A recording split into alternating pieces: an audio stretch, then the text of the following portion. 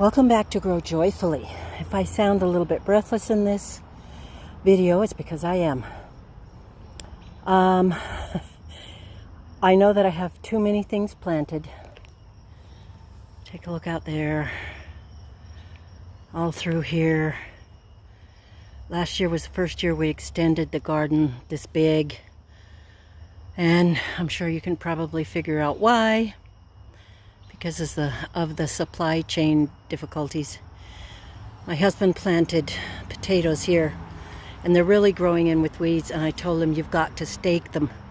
You've got to stake each hill where they are. I don't care if they're just popping out of the ground, but if I'm going to go through here with the little weed eater to keep things where you can walk through, I have to know where they are. I'll just dig them up. Anyway, back to what I was going to say.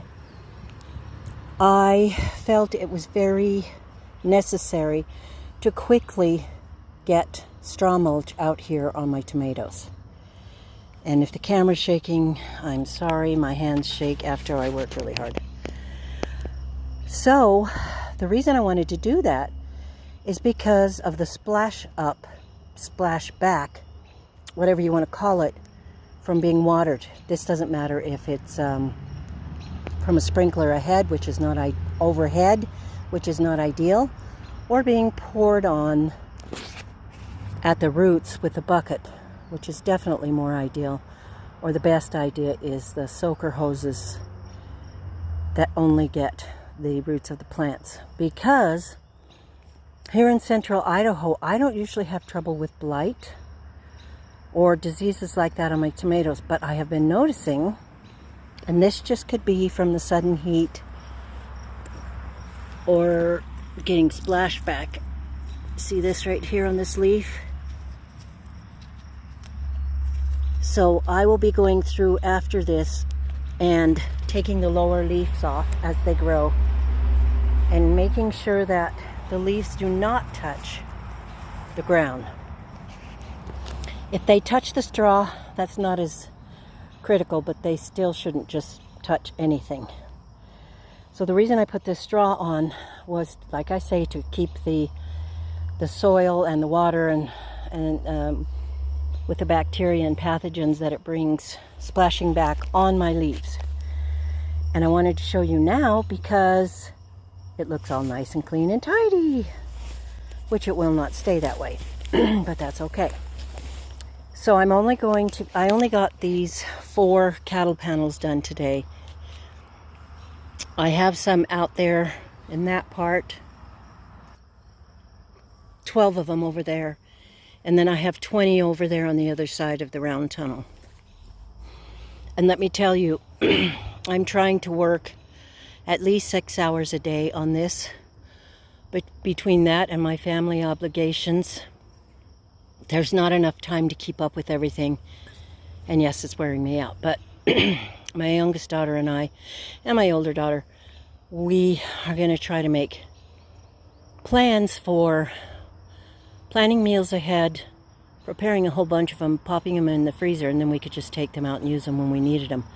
I know a lot of people do this. I've always flew by the seat of my pants because I keep certain staples and basics in my kitchen. Different kinds of meat, rice, pasta, potatoes, different vegetables, so that I can think, this sounds good, and make it up. But I think for at least 3 or 4 nights a week, maybe that's optimistic, I'd like to be able to do those freezer meals. So this had to be done today, and my younger daughter helped me. And she weed-eated it around because I cannot believe how healthy and happy the quackgrass, we call it quackgrass, you may call it crabgrass, and the weeds are. They're just, I have nothing to say. They're just mind-boggling. This is what it looks like when I rototill the garden 2 or 3 times a week. This is what it looks like when you don't. The garlic is too close together here for me to rototill. I tried and I took a couple of them out. So I won't do it. Anyway, not complaining, just trying to let you know that if we have the space, especially, to grow and put away. I just wanted to share this method with you. I have to tell you that I am loving the cattle panels. This is going to be so much nicer, so much tidier. It's just going to be so much better. And look at the airflow and the space between each row.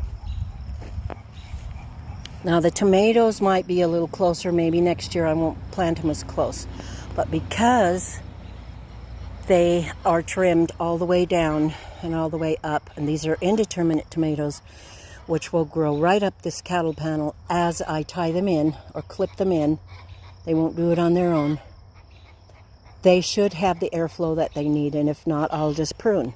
So this is another learning experience for me. I've planted tomatoes and grown tomatoes for years, and for 5 years very seriously. So I'm excited for seeing this method from Jess at Roots and Refuge and Patera at Appalachia's Homestead, and many other people use this method with the cattle panels. So I'm pretty excited about it, hoping that it goes well. It just takes so much constant care and attention and upkeep. And when you times that times all of this,